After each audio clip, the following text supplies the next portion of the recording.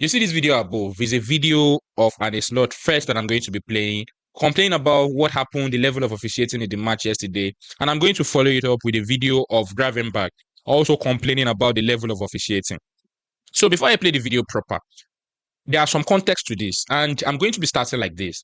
As an Arsenal fan, I remember there was a time that we were always complaining about the level of officiating in the EPL, and everything we have had, every time we have complained, is that we have a low mentality, and that is why we are looking for excuses.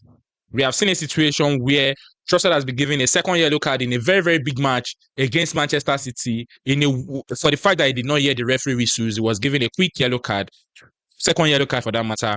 He was sent out of the pitch. We had to play that match with one man down. We have seen a situation where we have been denied several penalty kicks, and the same level of penalty was given to Manchester City yesterday. The level of officiating in the EPL is never ever balanced. But last week we saw Rodri complain. This week we are seeing Liverpool complaining, right? And all of a sudden everybody is now saying that the level of officiating in the EPL is not standard or is not one across board. So what actually happened when Arsenal fans were complaining about all of these things? Not to waste too much of your time, let me go ahead and play the video. Then we can actually, listen to why they are complaining or what they are saying. Then we can analyze the video further. I can live with the fact, although I don't like it, that the referee follows the rule book and Dominic makes a foul on Haaland in that last situation, which is a clear shirt pull, and he was through to goal, so he would have scored. So that's a red card. And yes. I think the Sunderland manager is really happy that he gives a red card. So that's the rule book, and you follow the rule book. And if you follow the rule book and you have a clear shirt pull from Gueye and Mo Salah, who's for 8 years scoring that ball every single time, 100 out of 100 times he scores the goal, a bit exaggerated, and that is not a red card. So what Anislot is saying here happened yesterday. Szoboszlai first was the person to pull Alan's shirt, and that is a dog. So that is denial of goal scoring opportunity, which means it is a straight red card. So anything that happened after that time, whatever happened, Alan put the shirts, whatever happened, would never count. Because the first incident, for whatever reason, maybe the referee decided to allow play to go on, right, to see what would have happened, because there are some, maybe it's not clear. So maybe allow some play to go on and then he will check it later. That is a dog. So he also went ahead to say this, that Gueye, right, pulled the shirt on Salah. Salah yesterday, first things first, ghosted throughout the whole match. Then second of all, the incident happened outside of the box. It was never even in the box. It was never ever even in the box. So I don't understand how this is relevant to what has happened yesterday, because as a manager, for example, you keep complaining about these things. Last week we saw Rodri complain, right? So how many times are we going to have these guys complaining? But when Arsenal fans complain about the way they are treated, or Mikel Arteta talks about the way he's treated, the media takes it in another way. Because what happened yesterday basically had to happen. It was just Liverpool that bottled it. Liverpool, from a winning position, decided to just lose the match, and it's absolutely nobody's fault.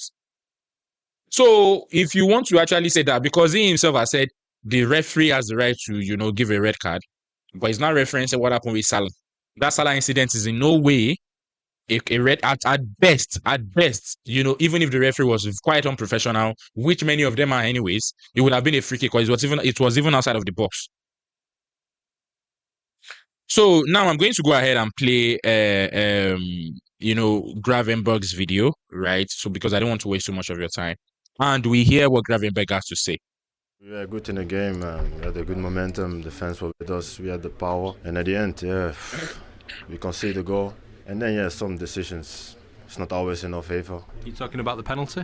Yeah, as well. Also, maybe the penalties, but we could get. Some decisions, is not in our favor. Last season, Liverpool benefited largely from, poor officiating.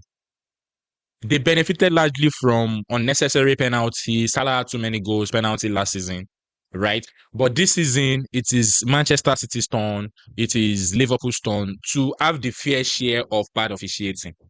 But when Arsenal, people like me were calling it out, they were saying that, we should keep short. We were saying shit simply because of the fact that, Manchester City was top of the table. They were having a swell time. Liverpool top of the table. They were having a nice time. So whenever Arsenal is complaining, they are complaining because they are losers, apparently. But now this season, Liverpool bent to Manchester City yesterday, and they're complaining about the level of officiating. So they want everybody to now power in and support them with the fact that they have the right to complain about the level of officiating. Last week it was Rodri. There was no bad officiating yesterday. Yes, because that penalty they gave to Haaland, right? They would not give it next week. So let us accept our league like that. Let us accept it like that, that we have bad officiating in our league, and whatever comes your way, comes your way. This season against Newcastle, right? We have seen Gyökeres do exactly the same thing in the box. And what did they tell us? They told us somebody had the ball before Gyökeres. Yesterday too, we saw exactly the same thing, and they gave it as a penalty. Maybe the one with more. Yeah, it's difficult. I think sometimes they say the Premier League is the best league in the world, but then the rest has to be consistent as well. I don't think it was today. When you look at your form this season, obviously exactly what he's just said now. The EPL is the best league in the world. The referees has to be consistent. Is exactly the same thing Rodri said.